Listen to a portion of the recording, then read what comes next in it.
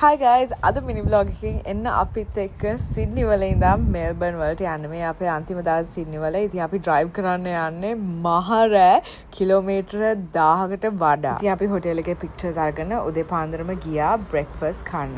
මේ ස්පොට් එකට තමයි අපි හිටපු හැම දවසම ආවේ. මොකෝ එතන breakfast මාරම රහයි. ඉතින් අපි ඒකේ තිබ්බ menu එකෙන් හැමදාම එක එක දේවල් try කරා. මොකෝ එතකොට අපිට හැම දෙයක්ම try කරන්න පුළුවන් හින්දා. ඊට පස්සේ සිඩ්නි වල guys parking මාරම ගණන්. ඉතින් මෙල්බර්න් වලත් එහෙම තමයි. ඉතින් අපි කෙලින්ම flat rate තැනකට දාලා එතනින් වාහනේ අරගෙන හොටෙල් එකට ආයිත් ආවා. මොකද අපේ bags ඔක්කොම අපි තියලා ආවේ check out time එක 12ට වගේ තිබ්බේ යෂ්.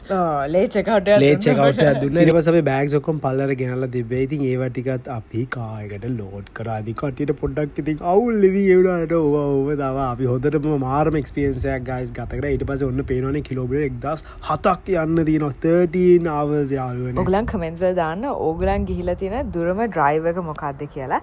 ඊට පස්සේ අපි stop කරා. මොකෝ අපි Christmas trees ටිකක් දැක්කා. මාරම සුවඳයි. ඒගොල්ලෝ ඒව බලද්දි මම දැක්ක පිටිපස්සේ තියෙන ලස්සන roses විකුණන තරක් යාළුවනේ. ඉතින් මම එතනද ගිහලා ලස්සනට bunch එකකුත් අදාගෙන ආවා අපේ යෂ් පැංචි. ඊට පස්සේ back to driving මාරම view එකක් තිබ්බේ. අපි ගියේ ටිකක් දිග පාර. ඇත්තටම ෆීල් එක මුහුදක් මැදින් ලොකුවට පාලමක් ගහලා තියනවා වගේ නේ. අපි එන තනියම යන්නේ. ඉතින් ඊට පස්සේ අපිට හවස් වරේ පොඩි බඩගින්නක් ආවා. ඉතින් අපි හැමෝම නවත්තලා ගුස්පටින් කෑවා. චූඩෝසුත් කෑවා. ඊට පස්සේ මට පොඩි කික් එකක් කළා පොඩි dance එකක් දැම්මා. ඊට පස්සේ අපි ආයෙ ට්‍රැක් එකට යන්න යාළුවනේ. ඒ අතරතුර මට හොඳටම නිින්ද ගියා. යෂාත් හොඳටම නිින්ද ගිහලා යෂා මොකද්ද මේ දාලා තියෙන්නේ අප්පට කැත අයියෝ. යෂාගේ මට කෑල්ලක් ගන්න බැරුණානේ යාළුවනේ අපරාධේ. ඊට පස්සේ අපි වාහනේ නැවතුවා. මොකද වාහනේ ඉස්සරහ ඔන්න ඔයගලන්ට මම පෙන්නන්න. ඔයගලන් බිලීව් කරන්නේ නැහැ කොච්චරක් සත්තු වැදිලා තියෙනවද කියලා. මොකද අපිට ඇත්තට drive එකේ යන්න බෑ. මේ පේනවනේ යාළුවනේ මේ ඇවිල්ලා drive එකේ යද්දි හෙන සත්තු වදිනවා වාහනේට. ඝන වනාන්තර පැත්තකින් වගේ යවෙන්නේ කැලෑවල් අනම්මනයි හැමදේම තියෙනවා. යන ගමන් ක්‍රිකට් මැච් එකත් බලන් ගියා. අපි ඉතින් ලස්සනට coffee break එකකටත් stop කරා. ඊටම කියනවා ඔය මගේ ඇඟේ පොඩ්ඩක් හැල්ල දෙන coffee අය දන්නවද? ඔය මහා පාන්දර තුවඩ ඉදර නවත්තගෙන පාර මැද. හරිද? එක එක සත්තු අනම්මනම් දුවනවා. එක එක පැතිවල ගිහලා පොඩ්ඩක් බයයි හිටියේ.